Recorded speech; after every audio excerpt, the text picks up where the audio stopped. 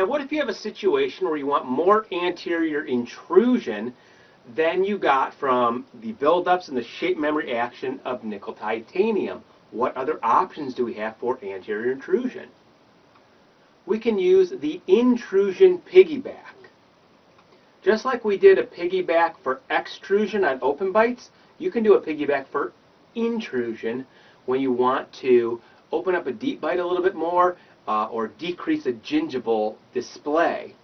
You do the same thing. You place a sectional rectangular wire from lateral to lateral incisor. I want that to be, again, rectangular wire. And then you place a round nickel titanium piggyback through the posterior teeth and canine, and now you put it underneath the incisor brackets, so it will now help intrude those upper incisors to decrease gingival display. Here's a case where we're placing those on both the upper and the lower arch. We've used our buildups and our nickel titanium, and I want a little bit more net anterior intrusion on both the upper and the lower arches. So we placed a sectional wire from lateral to lateral, a rectangular arch wire, and then a round nickel titanium piggyback. Any size will really do. Usually you're in an 018 of the case at this point, so take the same one out and you can use that one again. And tie a little ligature tie between the two wires in the central area just to keep them from that piggyback from slipping off of the incisal edge of the brackets. And there we are, at the next visit. The upper is going to move a little bit quicker because the bone isn't as dense in the upper anterior as it is in the lower anterior. So if you need more, you just, let it work longer.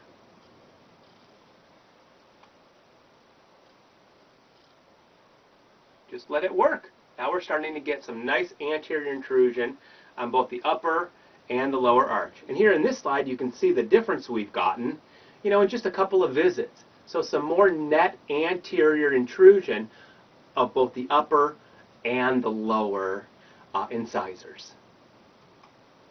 Now, when you're done, just like with the extrusion open bite piggyback, same thing with the intrusion piggyback, your brackets won't be level. Your incisor bracket slots will not be level compared to the remaining slots. So you can either reposition the brackets so they're level, that's the slow way and difficult way to do it, or you can place a little step bend in a steel wire. I like an 018 steel wire for that, using your step bend plier. Just put it at the right in between the canine and lateral bracket on each side so that you've maintained what you've obtained with your intrusion piggyback.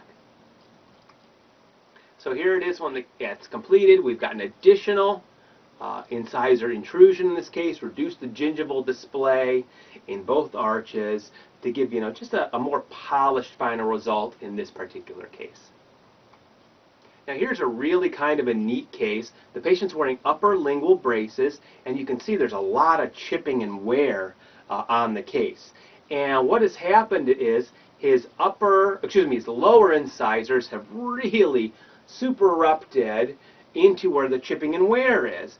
So what we've done is we've done our level align and rotate with nickel titanium, but I wanted more net anterior intrusion on the lower anteriors to even out the gingival margins. So we placed an intrusion piggyback to even out those gingival margins and now give me more space, more room incisally to add restorative material to those upper anterior teeth so I can get a beautiful, beautiful, beautiful aesthetic final cosmetic dentistry result. These work really well, really, really well when you need just that little extra intrusion on these cases. Now, how else could we intrude besides the intrusion piggyback?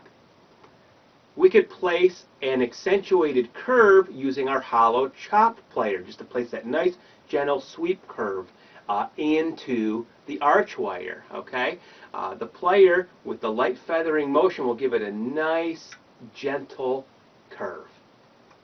Okay, it'll give it a nice, gentle curve, and that will give us a little bit more anterior intrusion, and can also give us a little anterior flaring if we need it as well. And here's a video showing how you place these.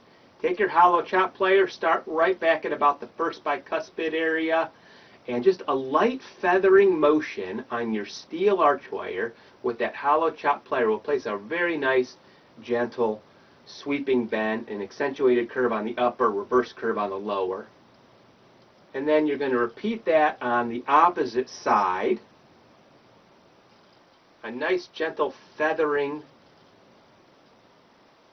closure of that plier, and then kind of look at it in side view, make sure that they're even. If they're not, adjust as necessary to make both sides even. Now you very easily place that nice little curve. It's going to help you with some bite opening, reduction of gingival display anteriorly. Just place that in there. Remember, we also use these to help prevent bowing as another use for these curves.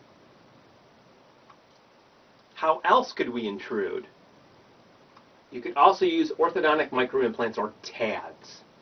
Okay, if you were to place a TAD between the central and lateral incisor on the upper or the lower, place a knotted power chain from your arch wire up to that TAD. Have the patient come in every 3 weeks and just replace that power chain. That's going to help intrude those teeth in whichever arch you have them in. Another way to do it.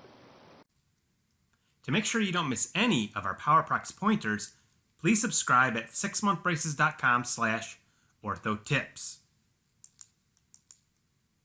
To learn more about our live seminars for Powerprox 6-month braces, please visit 6monthbraces.com/live-seminars. To learn more about our unlimited case support and online seminars, please visit 6monthbraces.com/online-seminars. If you prefer to call us, our phone number is 440-646-1000.